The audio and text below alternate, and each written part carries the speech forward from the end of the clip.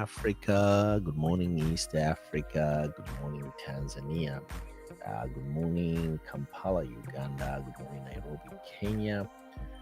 Good morning, good morning, good morning. Good morning, Bujumbura, Burundi.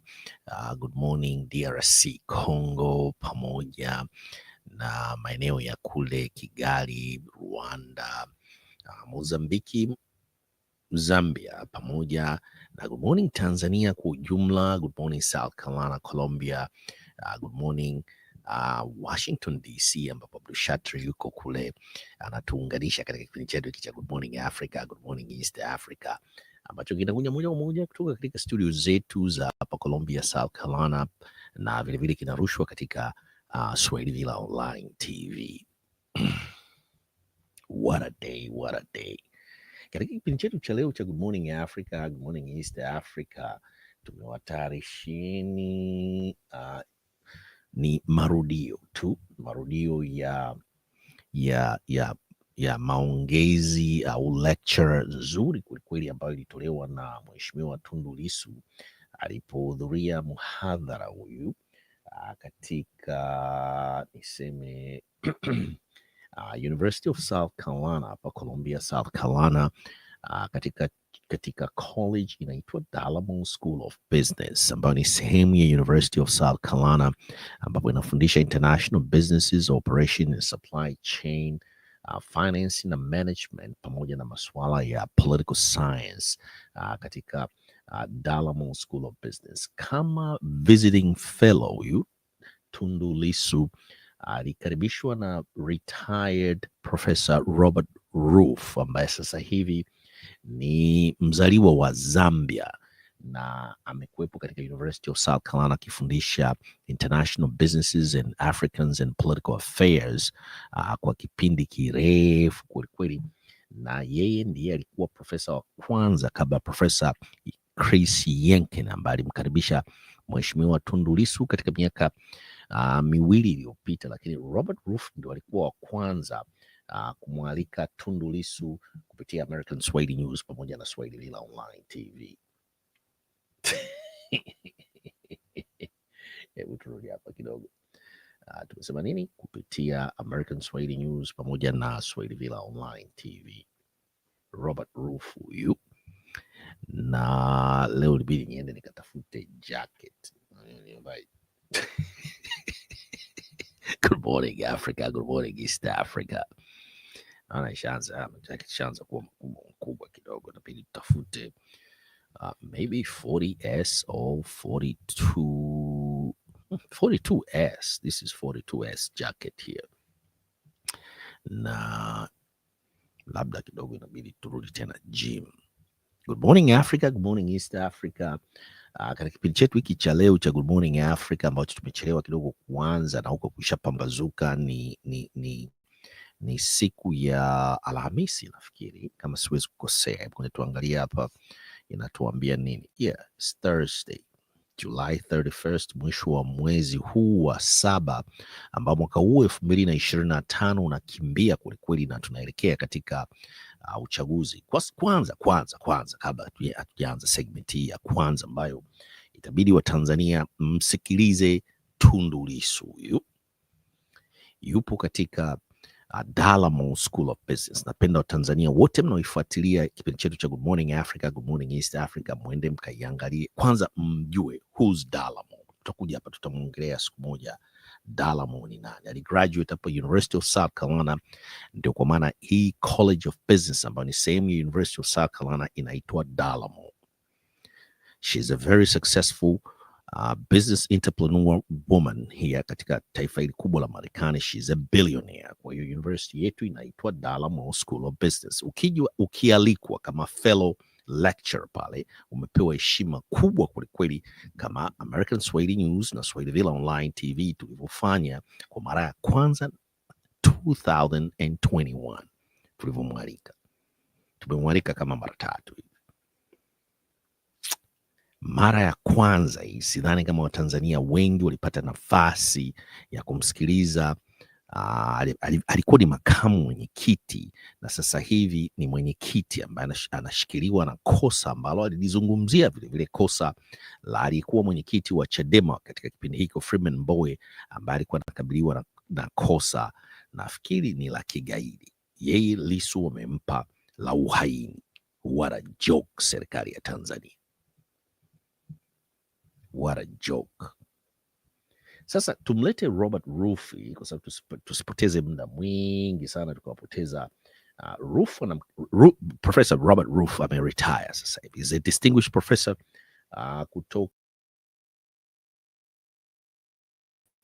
ni distinguished professor sasa hivi ameretire, ni mzaliwa wa Zambia. Watu wanasema kwa nini ni mzungu, muone anasema ni Mzambia, amezaliwa Zambia, wazazi wake walihamia Zambia long time ago, kabla ta independence ya Zambia. Kwao ni Lusaka, Zambia, lakini alikuwa anafundisha University of South Carolina. Alikuja naye huku South Carolina kijana kwelikweli, na akawa profesa. Sasa anamkaribisha Tundu Lissu, mwenye tumweke hapa Professor Robert Ruff huyu, tumsikie, tufuatilie hii hotuba ya lecture Mheshimiwa Tundu Lissu. So he was, we talked about how he was arrested from time to time by security forces. Finally, this culminated September 7, 2017, when he was shot 16 times, coming home from Parliament. Miraculously, he survived. He's had 25 surgeries to try to repair the damage. Anyway, he's committed to democracy, and last year he returned to Tanzania, even though it's an extremely dangerous place for him to run against a man that had turned Tanzania into a dictatorship. So basically now he's living in exile in Belgium, but he continues to work for human rights, for opening up the country, not just politically, but also economically, not just Tanzania, he's interested in Africa and obviously the whole world. So we're delighted that he can come and talk to us. He'll talk a little bit, but he's also very interested in having your questions. So we'd like to make this back and forth. So, Mr. Lissu, welcome to our class. Thank you all.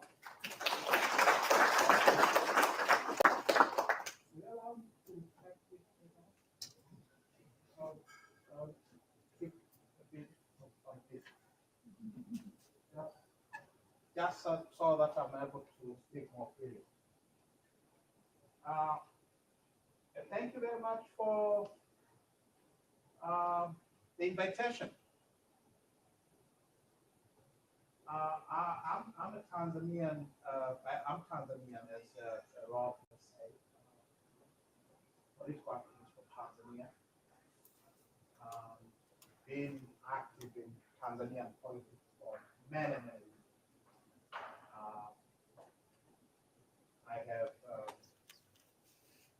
I have been part of the democratic struggles in the country since my student days.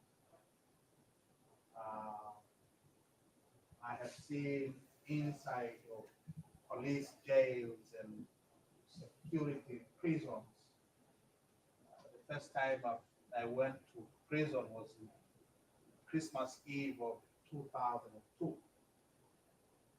So Christmas of 2002, I was in prison, and I had just come back, by the way, from the United States, where I had been for 2 years. So I have gone through quite a few things. Shocking if being shot 16 times is not fun. But I have survived, and because I'm alive, I keep on fighting. Because that is what you do when things are as horribly wrong as they have been a long time in my country, in Tanzania. Now, I want to talk to you about not about my trials and tribulations, which we can spend days talking about. I just want to talk to you about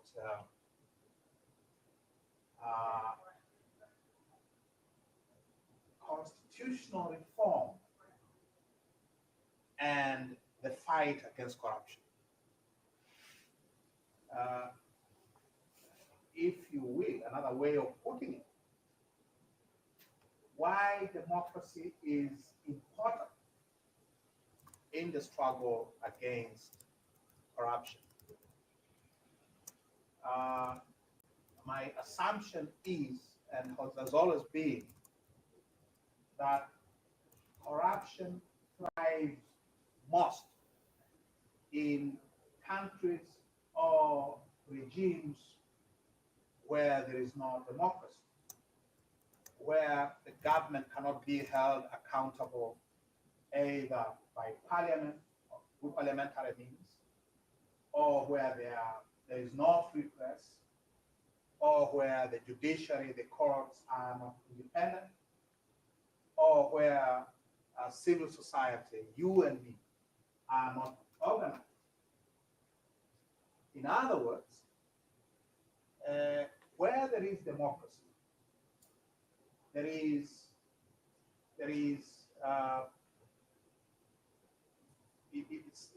democracy creates the best opportunities for dealing with corruption, with questions of abuse of office, because I think it's fair to say corruption, in essence, is abuse of office, of public trust, of public office.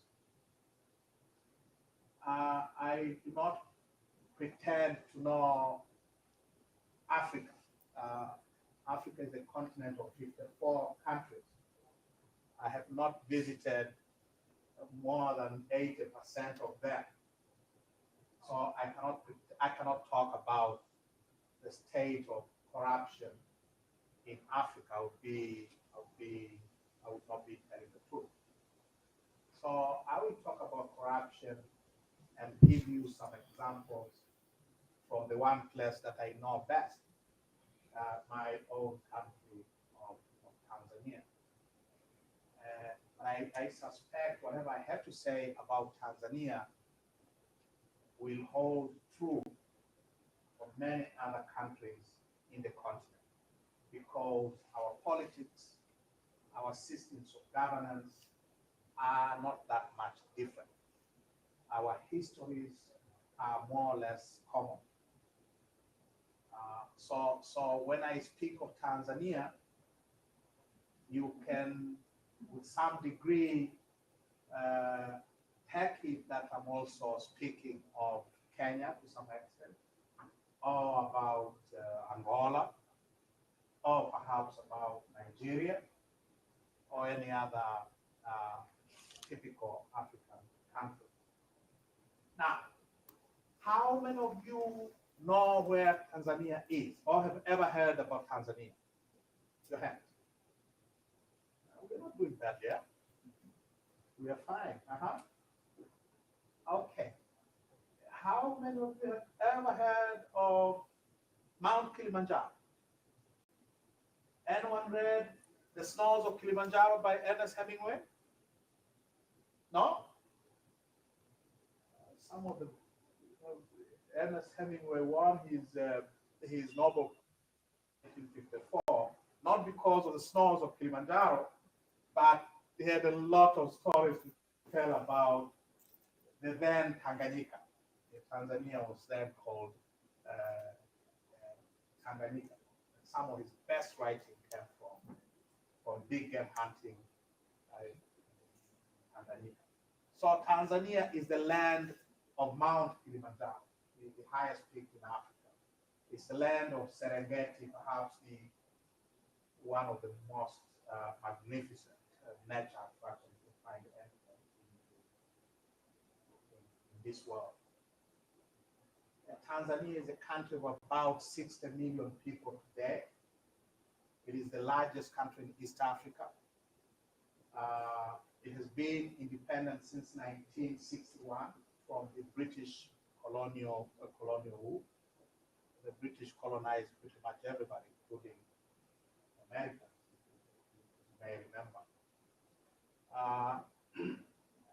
For a long time, Tanzania has not been, and still is not, a democracy. And that is why we have a situation where a leader, a parliamentary leader, could be gunned down 16 times inside a heavily guarded government housing compound, as I was on September 7th, 2017. So we are not a democracy. And because we are not a democracy, we're also a very corrupt, very corrupt system, a very corrupt state. It is a country where people in government who hold government offices can steal without any consequences. One of our former presidents who died last year, he was president for 10 years between 1995 and 2005. Benjamin Mkapa wrote memoirs. He published his memoirs just before he died. And in his memoirs, he says somewhere that when he was president, he and his people, the central bank governor, the minister of finance, they connived to steal $100 million from the central bank in order to finance the ruling party's electoral campaigns for 2005. He writes this in his memoirs. And he could only write that in his memoirs, safe in the knowledge that he is completely protected. There will be no consequences. There are no consequences if you are a government official of any consequence.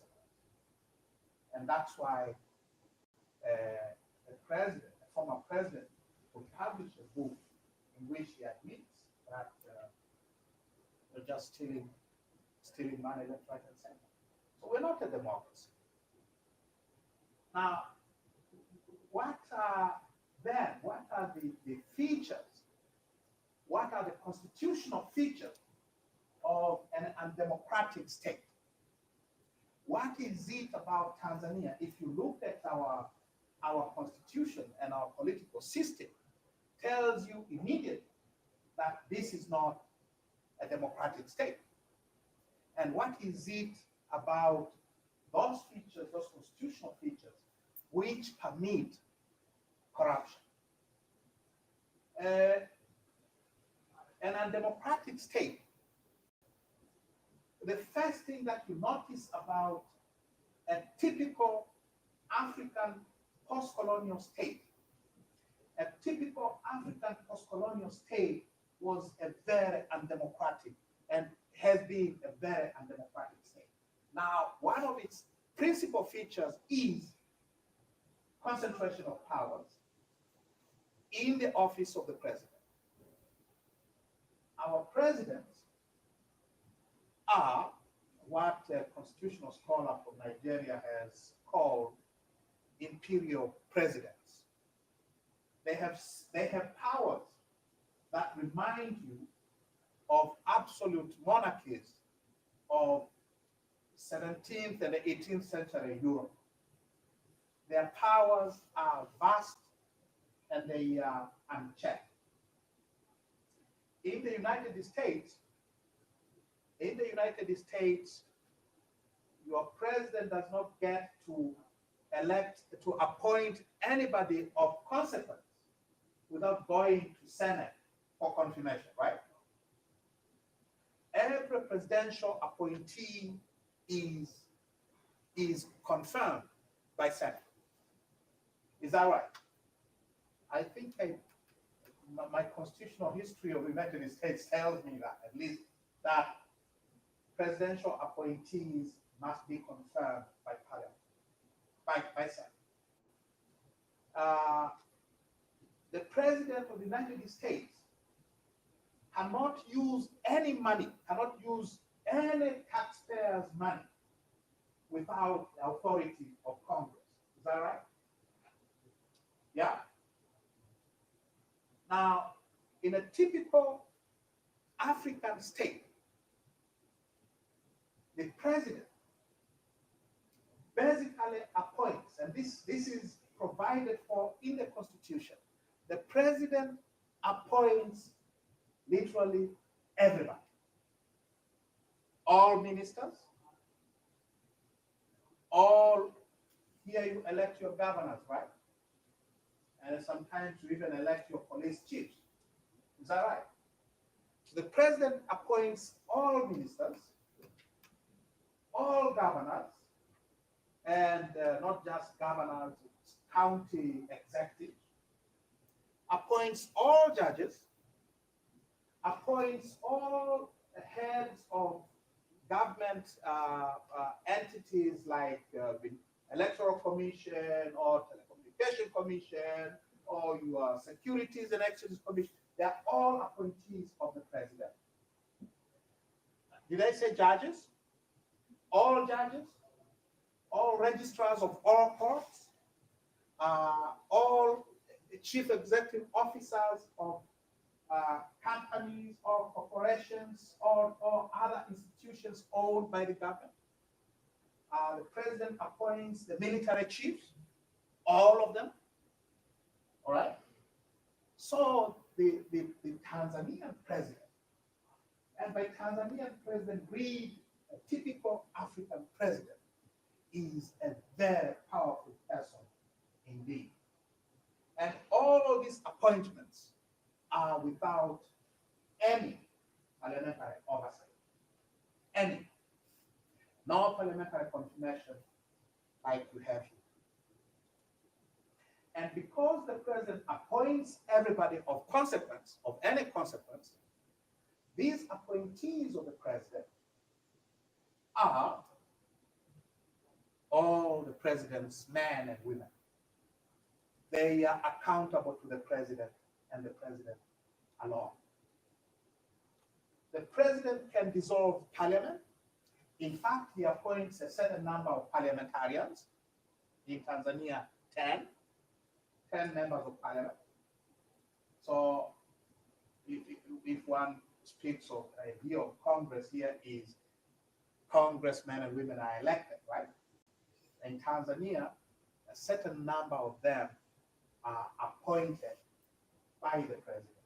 Now you can imagine if he or she appoints them, who do they serve when they sit in Congress? Do they serve the people? Or do they serve the president? You have a constitution which says that in money matters, Parliament shall not debate any proposal or motion or bill on money matters unless and until that motion or bill or matter is first approved by the president and tendered in parliament by the minister, and the minister is appointed by the president. In other words, in matters of public finance is also controlled by the president. So if he decides that no one is going to read the country's national budget this year, no one will. Because the president, any debate over money matters, money bill must be approved by the president. The president has power to dissolve parliament. Under what circumstances? If parliament, for some reason, disagrees with a piece of legislation sent by the president, then he can dissolve parliament. In other words, you are supposed to pass the laws that the president wants. So I have concentration of powers. Number two, the second feature of this undemocratic constitutional system systems is the impunity. The impunity within which those vast powers are exercised. There's been a lot of debate here about what to do with Donald Trump, right? After all what happened. There's been a lot of debate about prosecuting him in the courts. Is that right? In Tanzania, the president is effectively above the law. He cannot be prosecuted for anything he does or refuses to do or ignores to do while he's in office. And that's why President Papa could write in his memoirs that he and his fellow crooks stole $100 million and get away with it. So the president enjoys the kind of protection against criminal prosecution that reminds you of, like I say, of 17th and 18th century constitutional monarchs of absolute monarchies of Europe. He's beyond control. He cannot be controlled by parliament. He cannot be taken to court. He controls the instruments of violence. He's the commander-in-chief of the armed services. The exercise of his powers is uncontrolled. The president exercises powers in other spheres as well. In Tanzania, our land law starts by declaring that all lands in Tanzania are public lands at the control and disposition of the president. If you look at our mining law says all minerals in Tanzania are public property at the control and disposition of the president. If you look at our oil and gas law, it says all gas and oil resources of the United Republic are held in trust by the president on behalf of the people of Tanzania. So, this fellow who appoints everyone of consequence, who cannot be held accountable, also controls our resources. You get a point? Do you know what holding property in trust means? A trustee in law. I forgot to tell you I'm a lawyer, so forgive me. If your property is held in trust, is held on your behalf, the person who holds that property in trust on your behalf legally is the owner of the property. He can or she can sell the property or do whatever he wants to do with it, provided, the law says, provided he does it on your behalf or for your interest. So the president, by being a trustee of all the natural resources and the land and the animals and the forests and everything in Tanzania, is effectively the owner of those resources. And so that is the constitutional and political system that has obtained in Tanzania since 1962. We got independence in 1961. We were a parliamentary democracy. We did not have a president. The president came with the Republican Constitution a year later, a year after independence. So this Leviathan was created in 1962. And that is the case today. Now, how does that relate to corruption? When you have when you have a public official who wields that kind of power, you can only imagine what they can do with it. Power, they say, power corrupts, yeah? And if power corrupts, what about absolute power? It corrupts absolutely. So we have had a system which has allowed our public officials, starting with the president, all the way down, which is made sure that these officials exercise powers without any control. And the results have been disastrous. So we have had cases in Tanzania. We have had cases in Tanzania. Mkapa stealing from the bank of Tanzania when he was president, just one example. We have many examples of theft, grand theft on a grand scale, being organized from State House. Our White House, it is white. You know our presidential palace. We don't call it the White House, even though it is white. But our State House has been what our former president, our first president, as we described it once, a den of thieves and crooks. It has been a den of thieves and crooks because of this constitutional and political system in which the president is largely above the law. So for a country like Tanzania, in recent years, there has been a lot of investment from abroad. Tanzania, from around 1995 to 2015, Tanzania was the #1 foreign direct investment destination in the mining sector.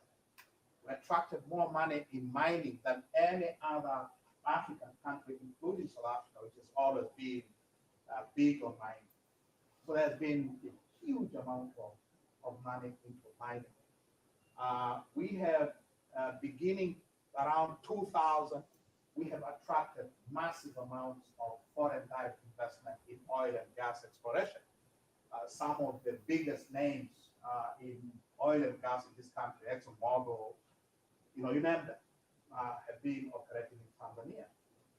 And you can never get to know how these companies operate because the contracts that they enter with the government are some of the most closely guarded secrets in the country. But still, we have been able to, get some of these contracts and production sharing agreements in oil and gas.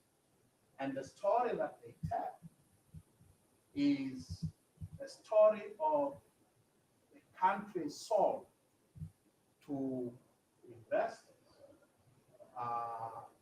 and of possibly billions of dollars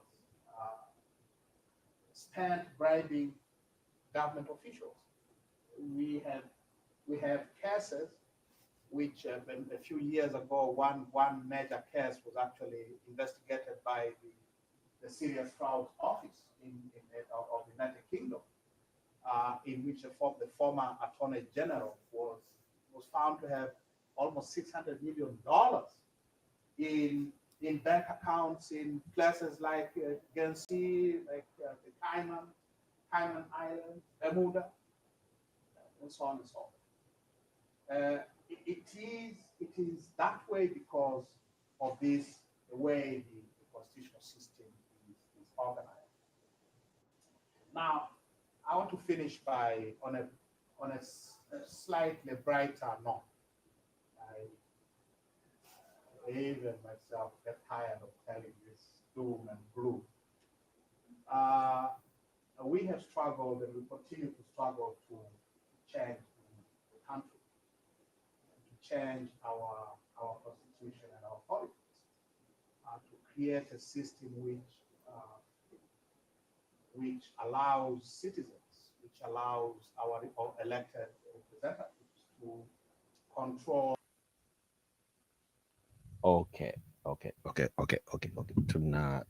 Tunasimama kwa sababu tumekwenda zaidi ya dakika 30, ni karibia saa nzima. Hii lecture ilitoa Mheshimiwa Tundu Lissu kama mnavyoona, ilikuwa ni mwezi wa 8 tarehe 24 nafikiri, tarehe 24 mwezi wa 8 mwaka 2021, 4 years ago. Na mambo yote aliyozungumza Mheshimiwa Tundu Lissu katika lecture yake au hiyo session, hiyo ilikuwa ni session yake ya pili, yanatokea sasa hivi na amemtokea yeye. Yalimtokea Mheshimiwa Freeman Aikael Mbowe na sasa hivi ndio yeye ndio ni mwanga.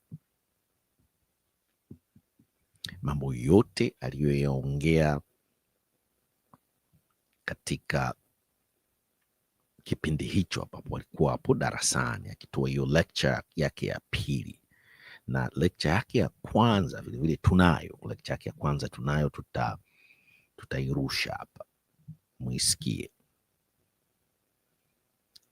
Ilizungumzia mambo yaliyofanyika wakati wa Magufuli na mambo yanayoendelea sasa hivi, ambayo yanafanyika dhidi ya yeye Mheshimiwa Tundu Lissu kuwekwa ndani kwa kuwepo na mfumo ambao uko corrupt. Hakuna credibility, hakuna transparency, hakuna uwajibikaji, na hakuna mfumo ambao unaongozwa na hii kitu kinaitwa rais au taasisi ambayo inaitwa Ikulu au State House. Na amezungumzia kwamba hakuna democracy na bado wanaendelea, hiyo ni 2021, wataendelea kupigania reform katika katiba na katika masuala ya uchaguzi katika nchi yetu ya Tanzania, kwa sababu legislatures au wabunge ambao wanachaguliwa na wengi wao kutoka Chama cha Mapinduzi na hivi vyama vingine ambavyo vimewekwa, haviendi bungeni kwenda kuzungumzia matatizo yote aliyokuwa akiyaongelea Mheshimiwa Tundu Lissu.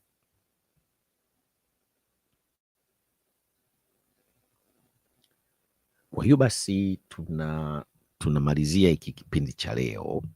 Kwa wale ambao mnataka kuisikiliza yote hii lecture yake, tutaimalizia kesho katika kipindi chetu cha Good Morning Africa, Good Morning East Africa. Msikilize huyu kiongozi wa chama cha Demokrasia na Maendeleo, CHADEMA, huyu mwenyekiti ambaye wamemfungulia hii kesi ya kubumba, Waswahili wanasema ya uhaini.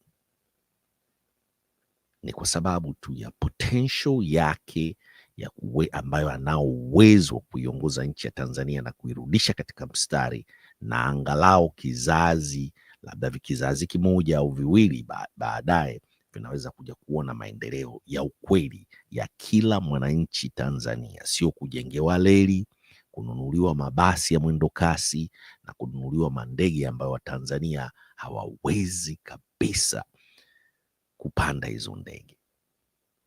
Hata hiyo SGR yenyewe ni Watanzania wachache kweli ambao watakuwa na uwezo wa kuitumia hiyo SGR.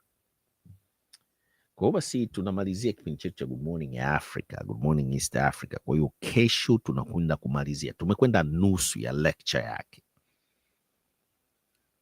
Kesho tutaimalizia lecture yake. Tunasema tu free Tundu Lissu now, democracy now in Tanzania, free Tundu Lissu.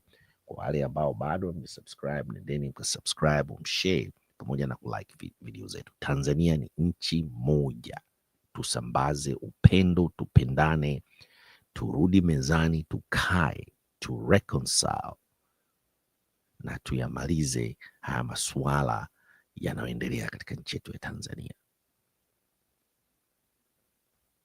Peace.